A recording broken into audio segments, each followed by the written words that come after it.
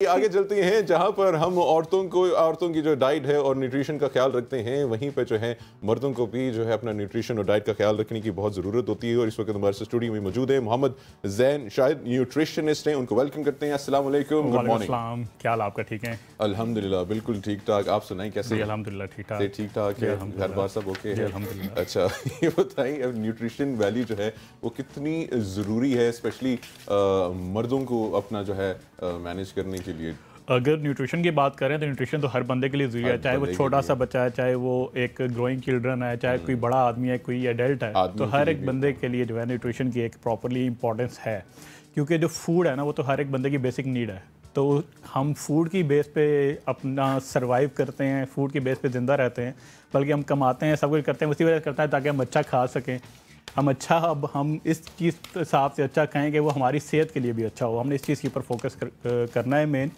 और अगर हम मर्दों की हेल्थ के बारे में बात करते हैं और जो मेल हेल्थ है उस पर अगर हम बात करते हैं तो आजकल जो सबसे बड़ा जो मसला है वो हमारा बन चुका है जो वर्क लाइफ बैलेंस का, कि हमारा 9 to 5 ऑफिस जॉब है। ऑफिस के बाद जो हमारा बाद का टाइम होता है वो हम इतना वो थोड़ा उतना मैनेज नहीं कर पाते। और वो जो ऑफिस की 9 to 5 जॉब है उसके अंदर हमारी डाइटरी रूटीन इतनी अच्छी नहीं होती।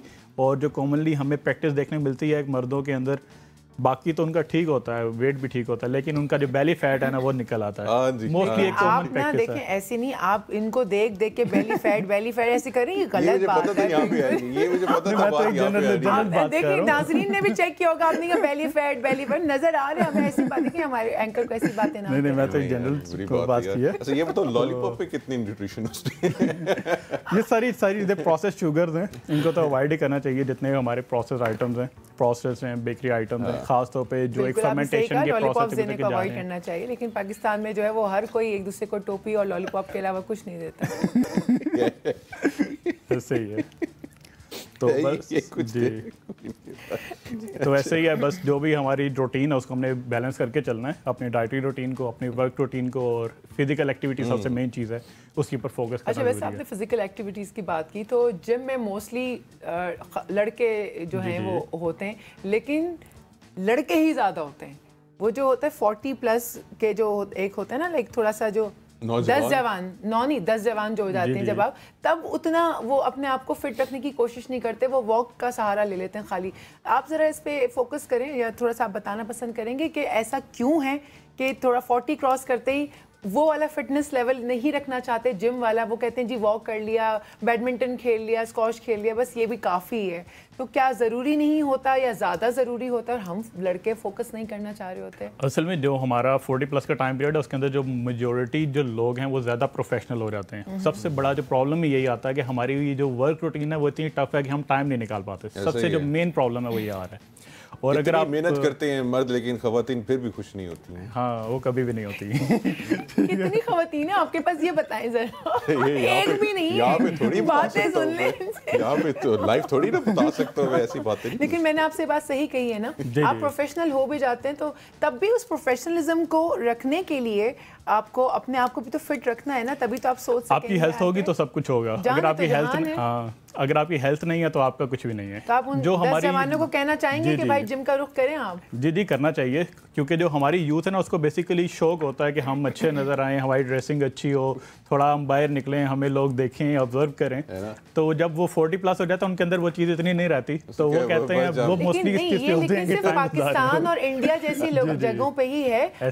पाकिस्तान इंडिया से बाहर निकलें तो जहाँ वो 35-40 के करीब आने लगते हैं वो ज़्यादा चार्म अपने अंदर भरना शुरू हो जाते हैं, वहां से जिंदगी स्टार्ट होती है, क्योंकि प्रोफेशनलिज्म भी आ जाता है, आप जिंदगी को समझ भी लेते हैं। हमारे यहाँ ही ऐसा है, शादी हो गई बस जिंदगी खत्म, समाप्त। इसके बाद आपके 6 बच्चे होने, 5 बच्चे होने, बस खत्म जिंदगी भाई। और लाइक वाइज लड़कों का भी यही है, 40 हो गई, जिम नहीं जाना, बस प्रोफेशनलिज्म।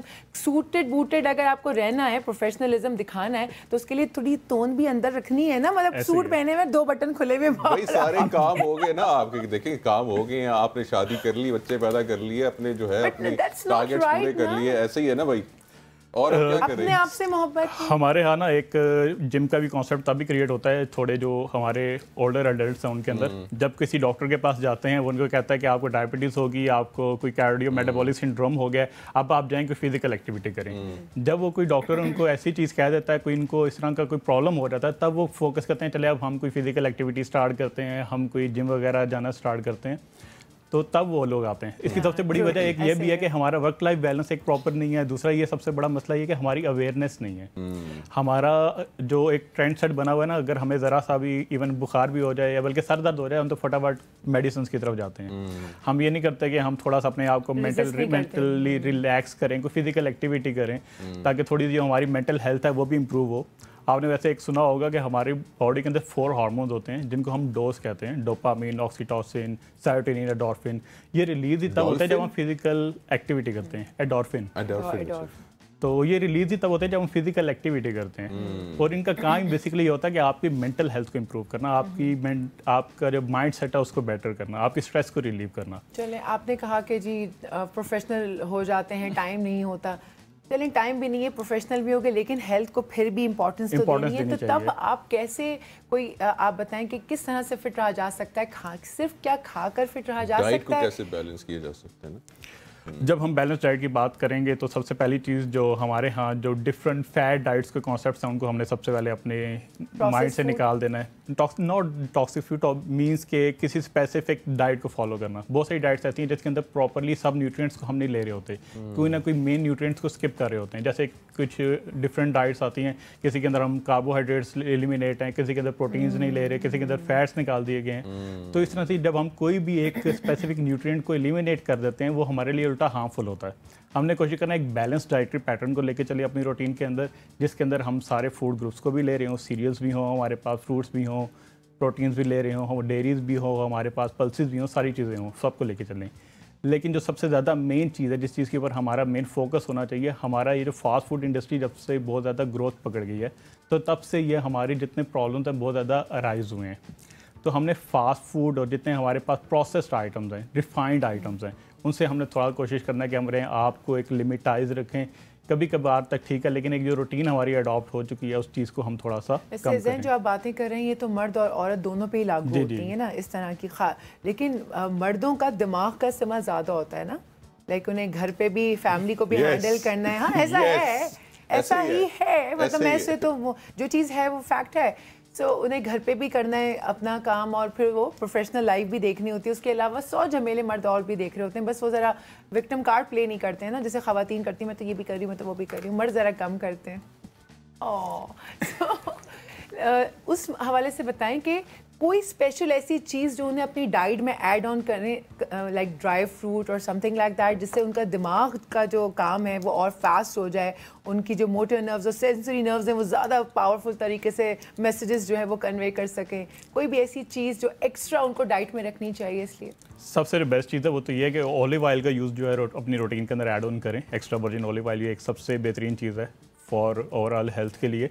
उसके अलावा नट्स आपके जितने भी हैं, ओमेगा 3 ओमेगा 6 फैटी एसिड्स जितने आपको मिल रहे हैं, आपके नट्स के जो ग्रुप्स हैं जिसके अंदर सेलेनियम, जिंक जो है आपका, ये सारा आपके नट्स के ग्रुप के अंदर होता है। खास पे वॉलनट्स हैं आपके या आलमंड्स हैं, these all are the good sources of the zinc and the selenium. तो इस तरह की चीज़ें ऐड ऑन होनी चाहिए। बल्कि हम जब भी डाइट प्लान भी किसी को दे रहे होते हैं, हमारी कोशिश होती है हम जो स्नैक्स होते हैं ना उसके अंदर प्रेफरेंस करें कि आप लोग नट्स को यूज़ करें, क्योंकि हमारा ये होता है हम सब कुछ खा रहे होते हैं, हम ड्राई फ्रूट्स की तरफ नहीं जाते।